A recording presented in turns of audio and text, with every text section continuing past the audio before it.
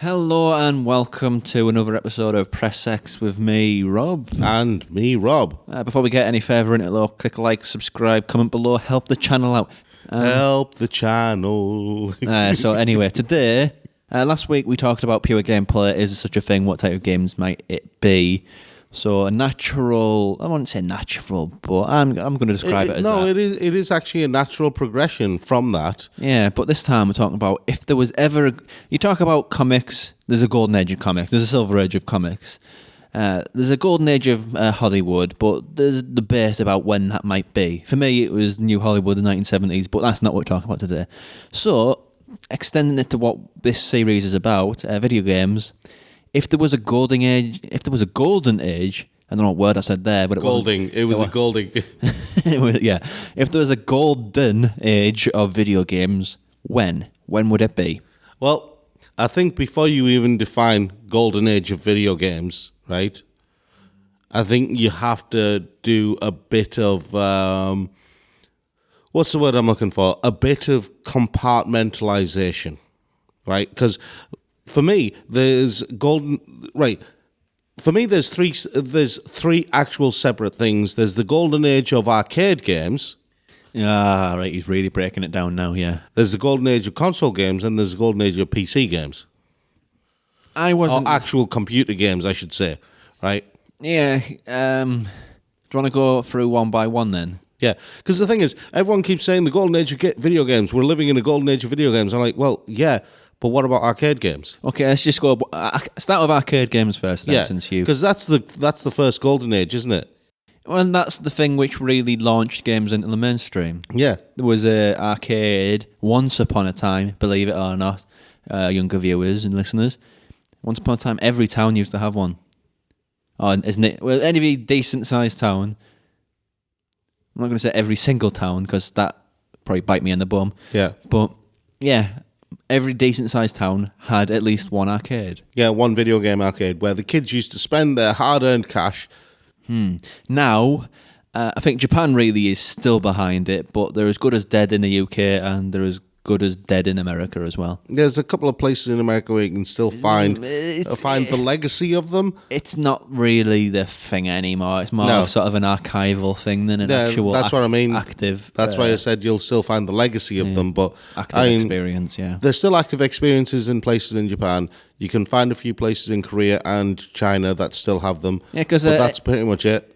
Gaming in Japan's weird. They've gone away from consoles and home ownership to more mobile stuff, haven't they? Yeah, well, that's the same with Korea and China as well. But arcade games were, when you get right down to it, arcade games basically kickstarted the entire video games industry. PC games existed before that, but it was a super, super niche thing. Well, no, actually, because arcade games go back to the 70s, don't they? Arcade games came first. Yeah. PC games, because you got to remember, PCs, in order for PC gaming to be a thing, people had to own PCs. Home gaming was kicked off by the PC. Home gaming, home gaming was kicked off by stuff like bat and ball. Well, let's not get into that, because you're showing your age there. I used to have one of those, right? That's dating you really badly. I used to have one of those grandstand machines that you plugged into the TV anyhow, arcade, with the dial controller. I mean, the only really golden age you can do it is, I'd say, 87 to about 94. Well, I'd say the 80s in general were the golden age of arcade games. Yeah, I'd say for the majority of the 80s, because I say that because the thing that sort of confused you into thinking that arcade games would have a much longer life was the fighting game. The fighting game was a real final hurrah. Yeah, for the fighting game, but that sort of fizzled with like the PlayStation 1, and then basically killed the arcade. Let me like this, right? My first experience when I went to a video game arcade, right, very, very early on, was the Star Wars wireframe game with and I remember I was still really very young at that point, and I remember sitting there and being blown away by these wireframe graphics. Yeah, right. That was what it was, and I was playing this Star Wars game, and I had the joystick controller, and it was this massive thing that I had to sit down in with the joystick controller, and I was shooting the TIE fighters down on my way to the Death Star because it was about the first movie. And then I was doing, the trench run, and I was trying to shoot everything down and kept dying. And kept going, Mom, I want another go. Mom, I want another go. And my mum's going, you've had your go. Clip around the back of the head. Yeah. For me, though, I mean, that's fine for you. Because when it comes to Golden Age, I think, personally, you can sort of measure it academically with comics. Yeah. But for video games, I think a golden age is defined by the year or the years or the period where you have the fondest memories. Well, that then makes the golden age very subjective. Yeah, I don't think you can do it quite as objective. I think you can if you look at sales figures. Oh, well, yes, but that's a much different video than what this is, isn't it? This is true. So personally, I know obviously I have to word it this way, but personally I think a golden age is defined by when you had the best memories and the most fondness for that thing. And for me, it has to be just before the PlayStation. I mean, I didn't have a lot of money growing up, so PlayStation 1 was released, say 1995. I didn't get it until about 98. So I had to do with arcades then. So I say about 1995 was when the arcade was really, really hot stuff for me. The light gun games like House of the Dead. I cannot tell you how fond I am of that. Time Crisis, Virtua Cop, stuff like this. That is for me is what I mean. I think the games are worse off for not having light guns. So that tells me how much of an affinity I have for that era of arcade gaming. So for me, that is the golden age of the arcade. I mean, it wasn't just the light gun games. You had the driving games as well, like Chase HQ. Yeah, they were terrible. When you actually sat on the bike.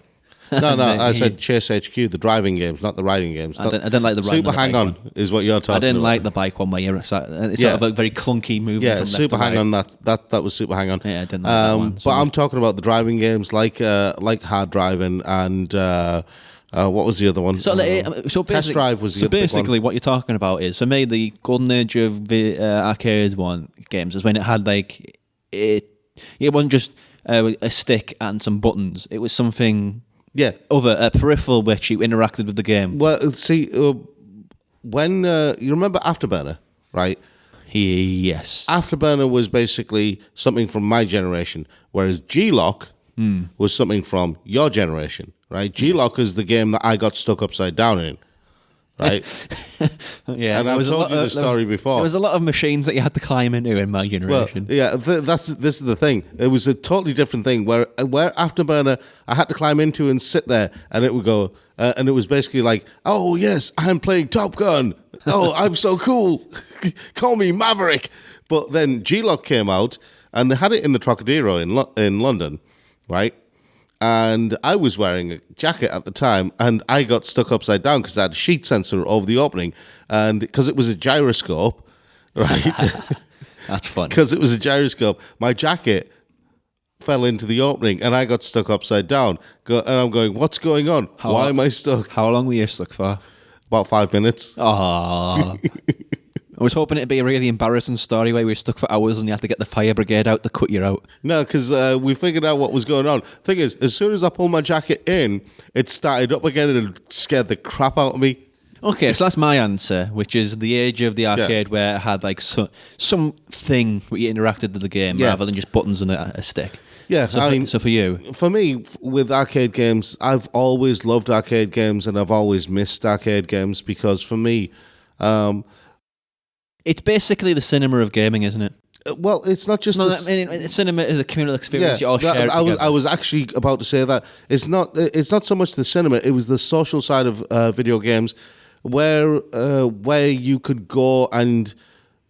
it's basically, you remember the theme tune for Cheers? Sometimes you want to go where everybody knows your name. The reason why that was the video game arcade for me. The reason why I bring up cinema is you watch a horror movie and a horror movie is elevated immensely by sharing it with other people. Yeah, but that's my point. That's what I was referring to. Yeah, I know, but that's my point.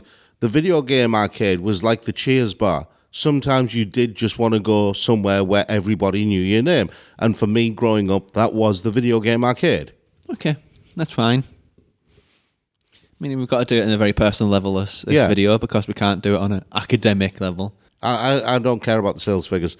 Yeah. So, right, I think moving on. I just mentioned them to acknowledge the fact that they do exist. Of course they exist. So, I think they're probably the peak of gaming in all regards right now, as far as sales figures, is probably now. Yeah. But so, moving on to consoles. Now, PC, I think we can... No, let's not touch on PC yet. PC is a special case. Yeah, I mean, I don't think the golden age of PC is now as much as people would like it to believe. No, well, like I said, PC is a special case. We will get to PC. But let's do consoles first. Okay. Because consoles, when you talk about the golden age of consoles, right, I think the golden age of consoles was the PlayStation 2 era. I was going to say exactly the same thing. Because for me, I don't know about for you, but for me, that was when games were most rich, the most varied. Yeah. All genres were alive and kicking. Big budget games, small budget games, medium budget games. Every conceivable taste was catered to. It was a buffet. I hate buffets, but I'm using it as an analogy. Yeah, but it was a buffet for all games of all types. Not just that, it was the point in time where games were the most accessible they've ever been because of consoles like the Nintendo Wii. That was after, though, wasn't it? It was during. The Wii was not the same generation as the PlayStation 2. No, because it overlapped with the end of the PlayStation 2, didn't it? No, it was PlayStation 3, wasn't it? PlayStation 2 was the same generation as the Xbox, I think Nintendo 64. No, because the Wii U was the one that overlapped with the PlayStation 3 and the PlayStation 4, and the Nintendo Wii overlapped with the PlayStation 2 and PlayStation 3. If that's the case, the Wii is a lot older than I remember it being. I think it is. I think you better look that up before making statements on the internet. You know what the internet's like? It remembers, Rob. It remembers. It has Wikipedia in its hand. It knows. It's a sentient being, the internet. It knows all. It knows everything. Please don't comment below and call Rob out on his nonsense, because I'm keeping all of this in. I'm not editing any of it out. He keeping his fumble, if he's fumbled here, of course. And I'm just rambling on, buying him time as he clacks on his keyboard. Did he fumble? Did he not? We shall find out. PlayStation 2. Released originally in Japan, March 2000. What, right? PlayStation 2 was? Yeah, March 2000. And so, yeah, it had 155 million units shipped as of March the 31st, 2012. Yeah, that's the biggest console ever. Yeah. Compared to about the 100 million Nintendo Wii has, yeah. Oh, yes. Oh, he was right. Oh, yeah. Wow. Nintendo Wii, November the 19th, 2006. So it was the back end of the PlayStation 2. Well, the PlayStation 2, it came out about the middle of the PlayStation 2. And it went all the way to... Wii is a lot older than I thought it was then. That's really weird. Yeah. Lifespan 2006 to 2011. So basically, Nintendo Wii lasted for about 11 years. Was it 11 years? 2006 to 2017. Oh wow, okay. Yeah, whereas the PlayStation 2 went for 13 years, 2000 to 2013. So I was right. Yeah. Well, okay. Fair enough. But like I said, that's one of the reasons why I always considered that era to be the golden age. The weird thing is, I wouldn't include Xbox in that conversation. Yeah. But PlayStation and Wii, yeah, fair enough. Well, they pretty much made it... PlayStation 2 and Wii, sorry. Yeah, they pretty much made it the golden age between the two of them. The reason why I would use that as the example is because you could, I think as far as amount of industry-changing classics, the PlayStation 1 has the PlayStation 2 beat. But if you went back to play those PlayStation 1 classics, they don't hold up in any way, shape or form. Yeah, but the thing is... But in the PlayStation 2, those games have held up. The bizarre thing is, that's exactly the same as that's exactly the same story as Nintendo. The number of from the PlayStation 1 era, right? Because everyone thinks the GameCube was the PlayStation 2 era console. It was, yeah. Okay. Everyone thinks the GameCube was the PlayStation 2 era console. That's what the PlayStation 2 was up against.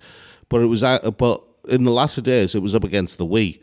because the GameCube, again, see, Nintendo have never released consoles in the way that the other companies have. They've always kind of released them. See, they're a very rebellious company that sort of say, you're having your generation days, these. Well, we're not. We're changing it. Yeah. And the Switch is, again, a key example. Exactly. I mean, from the N64 onwards, Nintendo have never played ball with console releases the way that everyone else does them. There were loads of classics that changed the game on the N64. There weren't as many on the GameCube. No, the GameCube was kind of a flub from Nintendo. I wouldn't say it was a flub. It's still a good console. No, it's still a good console, but it was, compared to the previous ones, it was a bit of a... It was a bit of a dud. A bit of a drop ball. On but the Wii... See, Nintendo seemed to have this bizarre thing... They changed the game industry with it, didn't they? Yeah, they did. But Nintendo have this bizarre thing lately over the past few generations of consoles where they'll release one amazing one and then one dud. So the next one should be a dud after the Switch. Yeah, if they keep the trend going, because from the NES to the SNES, that was fine. From the SNES to the N64, that was fine. But then after that, it just seemed like we have to do this. This is the only way we can progress. So N64 was a success, was it? It was reasonably. So but then the GameCube was a flub. The Wii was amazing. Major success. The Wii U was a flub. Switch, it was amazing. Do you see what I mean? So the Switch U will be a flop. But yeah, I agree with the PlayStation 2 because, frankly, if I were to do a list of my top 10 games, I'd reckon about 8 of them are on the PlayStation 2. Yeah. So I can't lie to that statistic there. Yeah. Well, not only that, the PlayStation 2 introduced us to so many different genres of gaming that we probably wouldn't have played. Because if you look back at the PlayStation 1, the majority of games that people played on the PlayStation 1, they would never pick up a lot of the Japanese imports, for example. The horror games were another thing that they wouldn't really go for. Aside from Resident Evil and Silent Hill, they wouldn't go for other games like the Fatal Frame games or anything like that. Oh, sorry, Project Zero, since we're in the UK. People know both names. But you see what I mean? But so I think we have to address now as a potential candidate. We've got to give reasons why it isn't the golden era. And I think it's because of industry attitude. Yeah. Whereas in the PlayStation 2 era, so that was early 90s... It was a lot more open. It was more open, more honest, and it wasn't trying to achieve all of... Like, again, some money, then more money, then all the money. Yeah. EA was a very upright company. It didn't have the sort of synonymous where EA are evil, like people believe they are now. Yeah. It didn't have things like microtransactions. It didn't have all of these really, really... Basically, money didn't... Horrible little motivation or anything. Basically, money and greed didn't ruin it. You didn't buy a game on day one and it needed a patch. Yeah, you basically bought complete products. And I think one of the biggest problems and one of the reasons why I don't consider this modern era to be a golden age, whereas some people might, because we have esports and things like that. We have a lot of classic games, no disputing that, but still. I don't consider the modern games era to be a golden age because for a golden age to exist for me, you have to have completed pieces, right, being released to the public like it's always been. No one's going to release... All right, if I was an author and I released a half-finished book to the public, is that going to be called a masterpiece? No, you just call it episode 1. Exactly. Do you see what I mean? And then release episode 2 with it. So that's how I look at it. If you're releasing half-finished works... I'm not going to say the fact that I hate gaming now because other generations are better. I just think previous generations were more honest and pure about what they were and what they were putting out. Which leads us to PC games. Which isn't ironically now, I don't think. I don't... right. See, here's the thing. I am waiting for the... See, PC games are literal computer games, right? I think the golden age for me for PC games, this is talking from the outside... I'm cocked this up. The outside in... I think the golden age for PC games was the 1990s when you had companies like LucasArts and the strategy game and the point-and-click adventure and the Western RPG was really alive and kicking. I think that, for me, was the golden age of PC gaming. See, this is the thing. You've never actually played outside in. That's what I'm talking about. That's the thing. An outsider's perspective. Yeah, that's my but take. that's my point. You've never played computer games. And when I say computer games, I don't mean video games. I mean games on a computer. You want to try and say that again without being condescending? I'm going to be condescending because a lot of people haven't. Okay, and when I say games on a computer, see, this is where people get it wrong. They assume PC gaming means games on a PC, a personal computer. Take that literally to mean any personal computer. Commodore 64, Commodore Amiga, Atari ST. Yeah, but that's my point. ZX Spectrum. So PC gaming has already had a golden age, which was the late 80s, early 90s. Well, that's, again, it's all personal perspective, I think, in that one. But PC gaming will have a second golden age. It's had one, the one that I referenced. No, not that one. Okay. I wouldn't class that as a golden age. See, for me, the goal again, it's similar to how we class the PlayStation 2 golden age, because you had the Nintendo Wii and you had the PlayStation 2. You had this diversity of content. This is going to be a controversial opinion, but I think there's not going to be another PC golden age because of barriers to entry. It's not where you get, like in the case of a console, you get a console, you put a game in, it works. In a PC game, you have to have the exact right setup because some games are optimized in good ways, some games aren't optimized at all. See, this is where I disagree with you. The uniformity of what you need to actually get a good game running it's basically like an addiction. You have to keep on adding to it, keep on upgrading, keep on expending on it, and that is a very, very big wall in front of something being classed as sort of like the peak at what that game's industry or what that game platform or style can deliver. That's just my opinion. Yeah, this is where I disagree with you on this one. There is a very specific reason, but we'll get to that in a second. Speaking about the first golden age, right?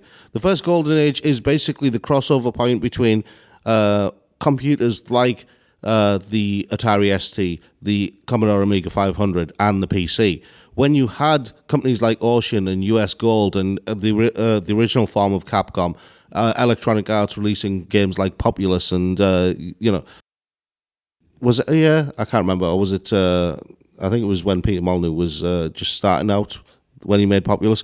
But yeah, you had all of these different, varied types of games. You had point-and-click adventures, you had first-person adventures like Eye of the Beholder, and you had this diversity of games that were just on computers.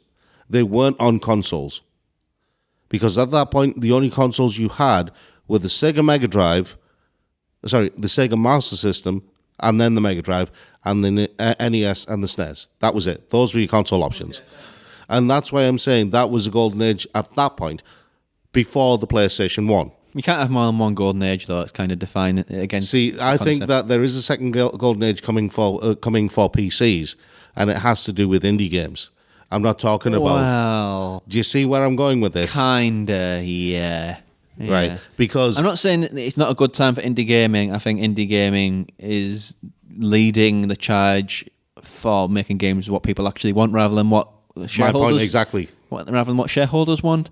But at the same time, you can't ignore the fact that there's a very, very big barrier to entry when it comes to PC gaming. There is a very big barrier to entry, and if they can resolve that barrier, then I think that indie games will lead the charge for a new golden age for PC games. You know how I think this is a wrestling analogy. WWE is basically the AAA game. Yeah.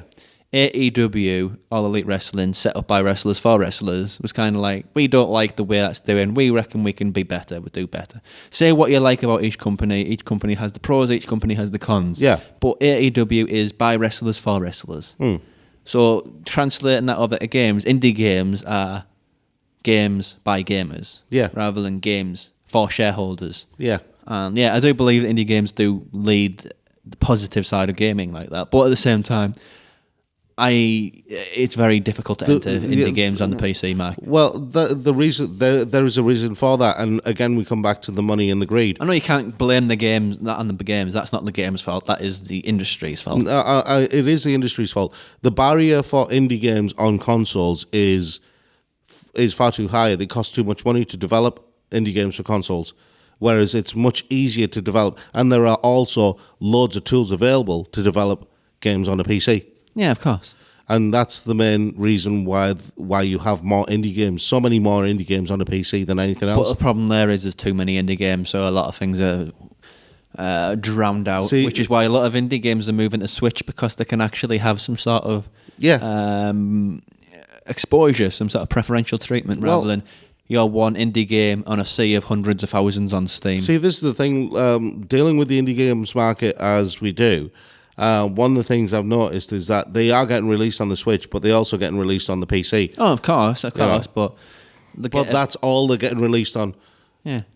And see, that then highlights the fact that it's much harder to develop indie games for... Yeah, I really want to play Untitled Goose Game, but I need a Switch.